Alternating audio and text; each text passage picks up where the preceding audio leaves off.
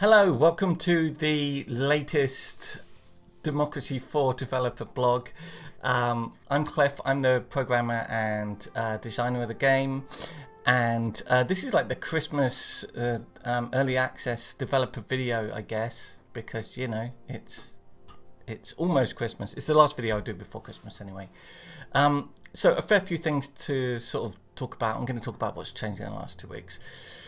So this isn't in yet because this is the version that I hope to release maybe tomorrow or the next day. And the main change in it from what you've got at the moment is that we have 3 new languages. So look, it's in French, I hope. Hopefully that's French, because I ended up not doing crowdsourced translations because it takes forever. You get like 90% done, and then or a lot less than that, and then people run out of steam, and then you add stuff, and then it's all it's very expensive to get a professional translation, but I did it anyway, because I really wanted to sort of get it done. I didn't want the game just to be in English and Italian for ages.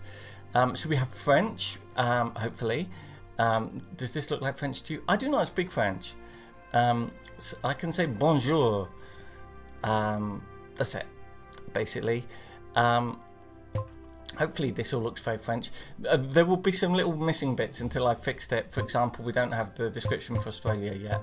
I've got a little bunch of stuff to do because basically the reason for this is it takes quite a while to get a game this big translated into French and German and Spanish.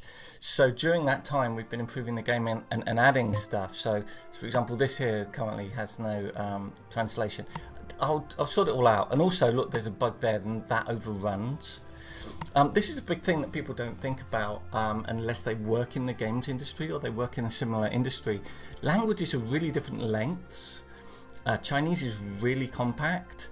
German goes on forever. Every word is like Eingefunke Staffens did eine Burger Fin Sockel, and that's just like okay. And kind of in the middle is English. So it's a real pain because you have to make everything kind of like reactive to everything. So this text fits here, but you have to imagine it may be twice as long. So you have to always kind of like support that, and I haven't done that there. It's that sort of UI coding is a real nightmare. You have to make sure that buttons have the right lengths, and like these are obvious. These words are like too long, and they don't have tooltips. So it will be imperfect for a while, but that's what early access is. I mean, it is, we're still ironing out things like that. Because there's just a stupid amount of work to do involved in it. So anyway, we have French, we have German, we have Spanish, I hope. Menu principal. So I'm going to go back to... we also have Portuguese, that's already in, and Italian, which was... that's like 95% done as well, so I need to get some more stuff done there. So I'm just going to restart it in English. It's worth pointing out that we have these votes up here, by the way. If you have a copy of the game, every time we update the game, we're asking you to vote on what you think is important, and we see all the stats on it. It's very helpful because some stuff we think is really important, players think isn't, and therefore we deprioritize it. I mean, we're trying to keep people happy, right? Let's just play Germany. And I'm going to talk about some of the stuff that's changed. Quite a lot of stuff has changed. So one of the... Germany's really hard at the start, by the way. One of the things that changed recently was immigration. A lot of people said immigration was too hard to beat, and it was. And I made a change to the game, which was version 1.16, that made it worse, but made it more accurate. And then I've tweaked it again with the current version that you have, and hopefully that's a lot better now. But the changes that we made were...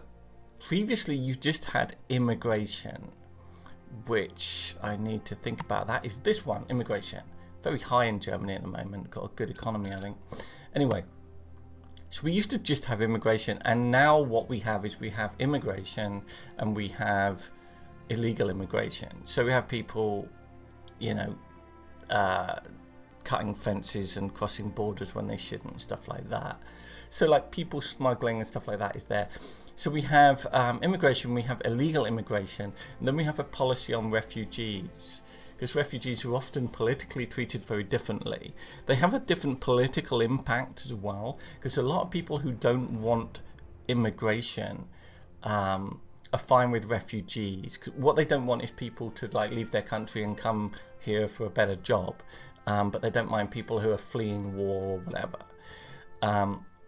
So politically they're different, and the ways you deal with them are different, of course.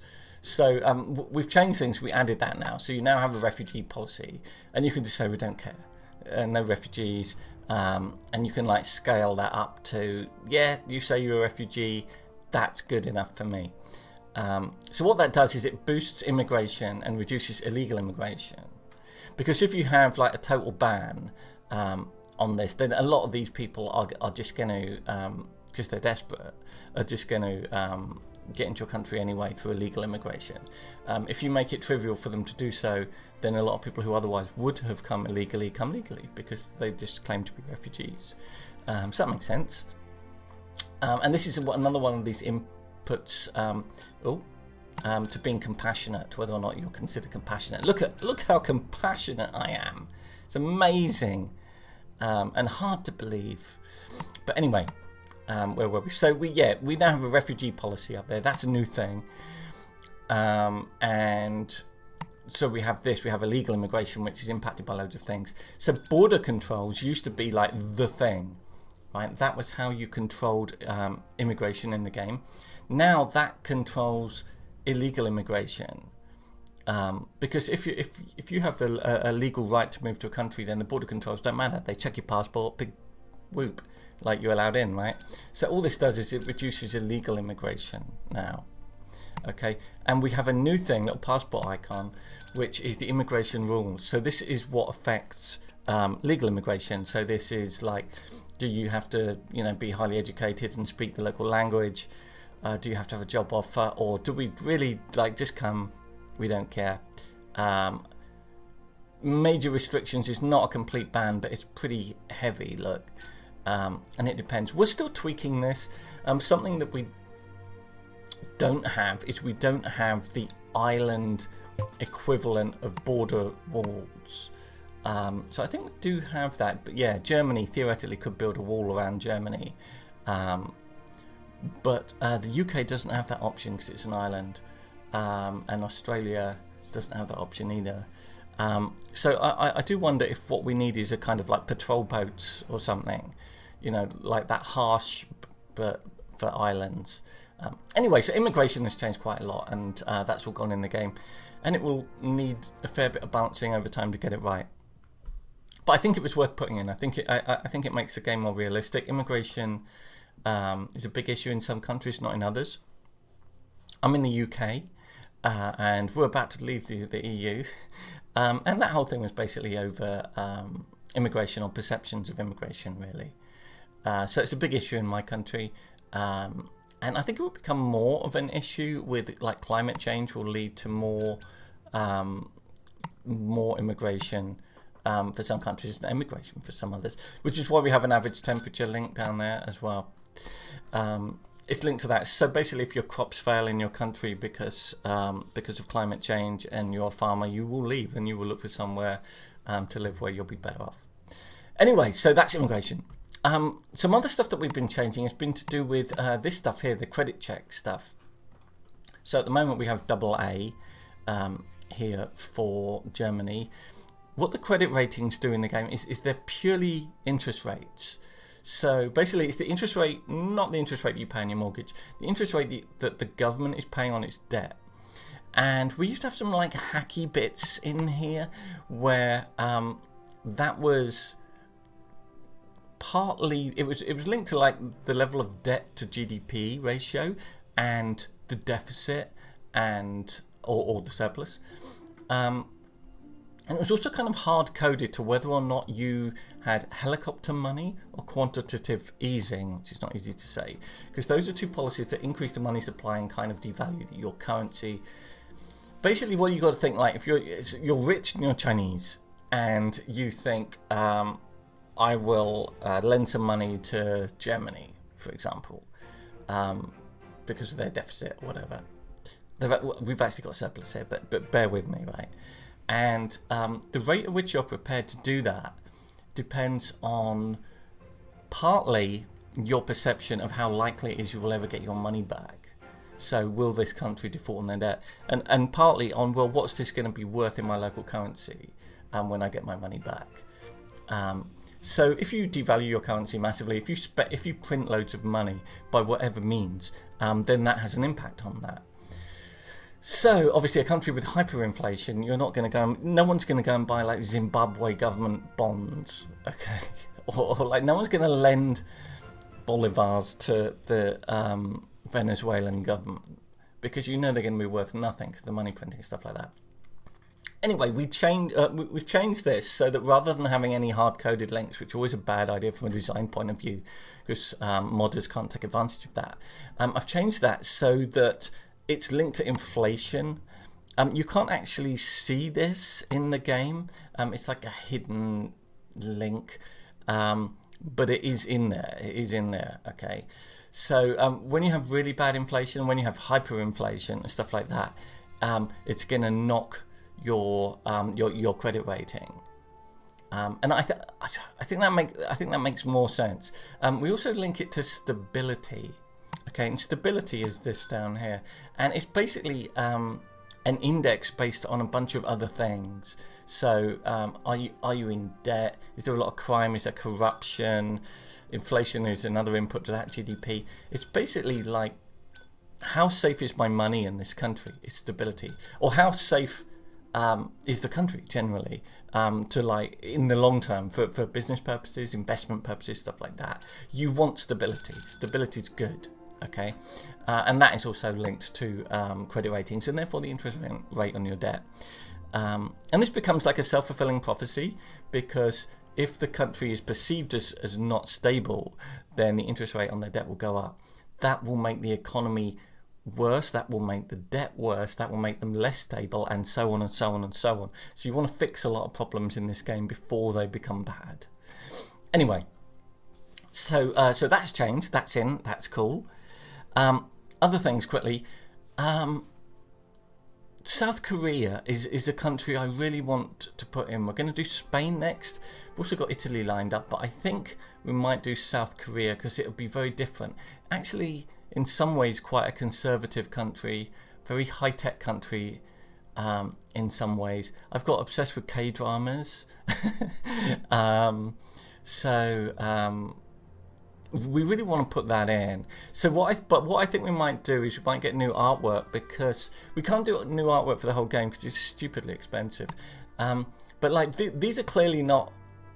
This is not the Korean cabinet. You could say it's French, German, Spanish, Italian, English, UK. You know, we're trying not to be too obvious what nationality all these characters are. But it's not. They're not Chinese. They're not Korean. Obviously, they're not Japanese. So I thought what I might do maybe is get like a new character set of minister artwork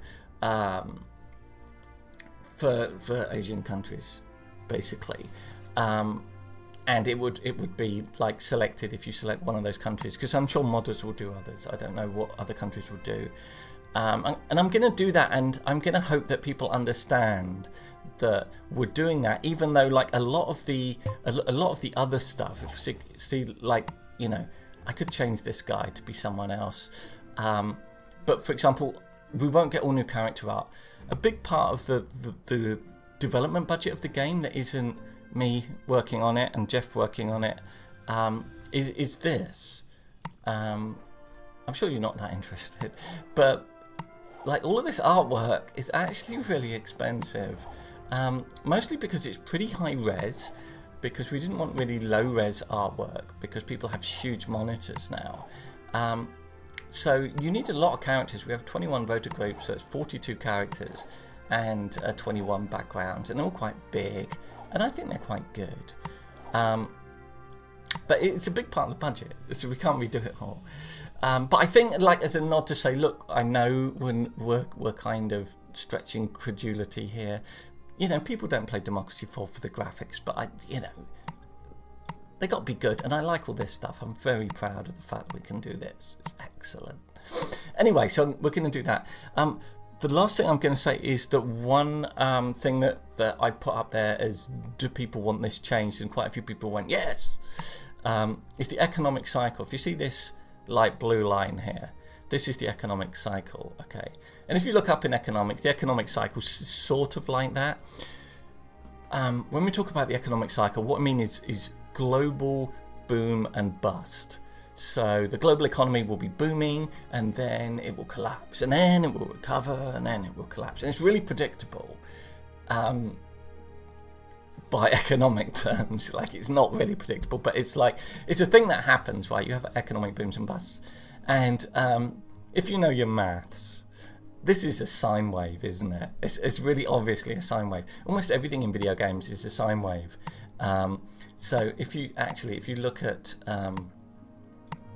this, you see the way this bounces as I go in. That's a sine wave. And the way these bounce and this bounce in, it's all sine wave animation, which is just a curve that does this. I won't bang on about the maths. Anyway, I'm gonna change this. Where was it? I'm gonna change this so it is still a boom and bust cycle, but it'll be a bit more fuzzy. It'll be a bit more kind of, whoa, this is a major recession, and oh my god, there's a major boom, and this recession cut this boom short, and there'll still be an economic cycle, but it will be more interesting. So we're going to be doing that. Anyway, this is the last video before Christmas. Happy Christmas to all those people who are allowed to leave their homes and do anything. I'm in the UK, and my family is in an area where we're not allowed to visit. So it'd be a very strange Christmas, and but there you go. But anyway, I'm not going to skip anything, so I'll be back in 2 weeks to talk about what we've done, and in a day or two I'm going to do this update to get these new languages in. It will take a while to get new artwork. It always takes a long time to get new artwork, and also to do South Korea and Spain. But anyway, thank you for watching these videos. Please like and subscribe, blah blah blah. What could be a better present this Christmas than to maximize the level of family arguments by getting people a copy of Democracy 4, where they can all argue about different policies and stuff like that. Just a little idea there. Anyway, thank you for watching. I will see you in 2 weeks.